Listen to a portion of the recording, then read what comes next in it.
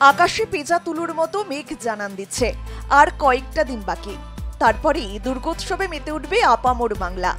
মাঠে মাঠে কাশফুল, শিউলি ফুলের গন্ধ, চারিদিকে মণ্ডপ তৈরির তোড়জোড় দেখে 8 থেকে আসে সকলের মধ্যেই একটা মন ভালো করা ভাব। আবারও উৎসবের আনন্দে নিজেদের ভাসিয়ে দেওয়ার দিন আসছে। কিন্তু এ তো গেল আমার আপনার মতো মানুষের কথা। কিন্তু যাদের দিনরাত কাটে রাস্তার মধ্যেই, দুবেলা দুমুঠো খাবার জন্য অন্যের দিকে তাকিয়ে থাকতে হয়, এমন পথশিশুদের কি দুর্গাপুজো থাকতে নেই? উত্তরটা হলো হ্যাঁ, তাদেরও অবশ্যই দুর্গাপুজো আছে। তাদেরই দায়িত্ব নিয়েছে নিব। মহালয়ার প্রাক্কালে এক অনন্য দুর্গাপূজা উদযাপনের সাক্ষী থাকলো শহর কলকাতা। নিব হলো এক বিশেষ সন্ধ্যাকালীন বিদ্যালয়, যেখানে পথশিশু ও আর্থিকভাবে পিছিয়ে পড়া ছাত্রছাত্রীদের শিক্ষা ও মানবিক মূল্যবোধের পাঠ পড়ানো হয়।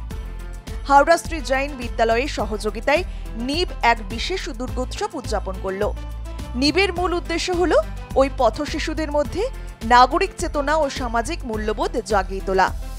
এক সাংস্কৃতিক অনুষ্ঠানের আয়োজন করা হয়, যেখানে নাচ, গান, জিমন্যাস্টিক, ক্যারাটে সহ বিভিন্নভাবে পারফর্ম করে শিশুরা, যা নজর কেড়েছে অনুষ্ঠানে উপস্থিত অতিথি এবং দর্শকদের।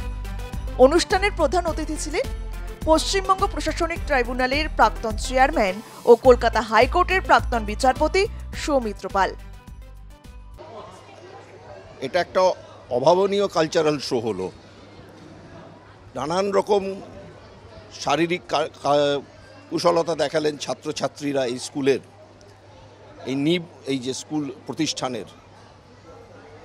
এক অভূতপূর্ব, এক মেসমারাইজিং। আমি যেটা একটু আগে বললাম যে 1-1.5 ঘন্টা কোথা দিয়ে কেটে গেল এটা বোঝা গেল না। কেউ কেউ তাদের কুশলতা দেখালেন ফ্লোর এক্সারসাইজে। আমি যেটা দেখলাম, তারা যখন কয়েকবার সামারসল্ট দিলেন এবং হাতের সাহায্য না নিয়েই তাদের ল্যান্ডিংগুলো ছিল পারফেক্ট। আবার একজন দেখলাম শূন্যে ভাসিয়ে দিয়ে নিজেকে সামারসল্ট করে দাঁড়ালেন। আমার মনে হয় সে বোধহয় 5-5.5 ফুটের উপর দিয়ে বেরিয়ে গেছে, এটা আমার মনে হয়।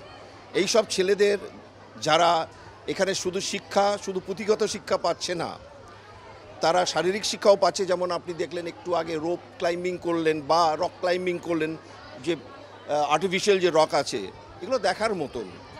এদেরকে যদি ফিউচারে, আমি যেটা শুনলাম, এরা সব পরিকল্পনা নিচ্ছেন এরা, যাতে বিভিন্ন ইনস্টিটিউশন এদেরকে সাপোর্ট করে, এদেরও সাহায্য থাকবে।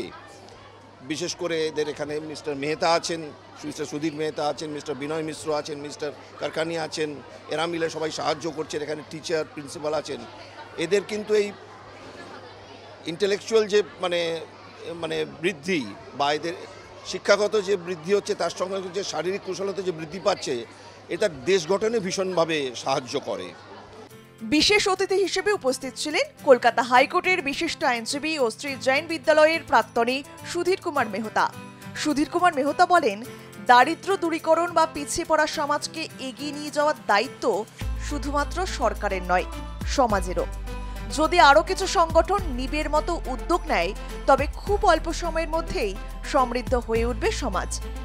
দেশের ভবিষ্যৎ উন্নয়নে কর্পোরেট সংস্থাগুলিকেও সমাজের এ ধরনের কাজে বিনিয়োগ করার আহ্বান জানান তিনি। এমন একটা উদ্যোগকে সফল করার জন্য শশী কাঙ্কারিয়াকেও ধন্যবাদ জানান তিনি। চলছে এটা জৈন সভায় আন্ডারে চলছে, and they are now grooming the marginalized section of the society, and this sabha is doing such a wonderful job that the country should be proud of this, and the information about this activity etc should percolate and should move forward, and everyone should know that how marginalized society is being groomed for a very responsible citizen. They will be now adopted by some corporate firms, companies who will be grooming them for a higher education and will take all the measures for their successful life. They will be their guardian, guide also, and in one day, very soon it will come when they will be a very successful and responsible person of India and an asset of India. As to the today's performance, this will bring them to the root of this, our way in which we live. It is enthused into them and they will learn about, and they are doing very well. They have done a very fine performance, and everybody is proud of it. Thanks. सब बच्चे में इतना ज़्यादा उमंग है कि it is necessary to vent their energy out. So you could see how they performed, and God will take them much forward.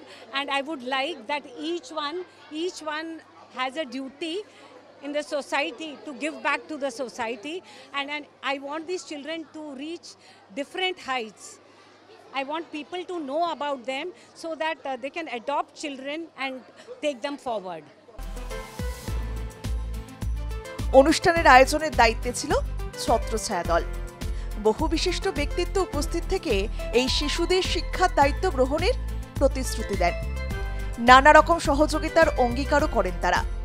এই বিশেষ দুর্গোৎসব শুধুমাত্র উৎসবের আনন্দ নয়, সমাজকে একটি নতুন দৃষ্টিভঙ্গি দেওয়ার বার্তাও বহন করল। ব্যুরো রিপোর্ট, আর প্লাস নিউজ।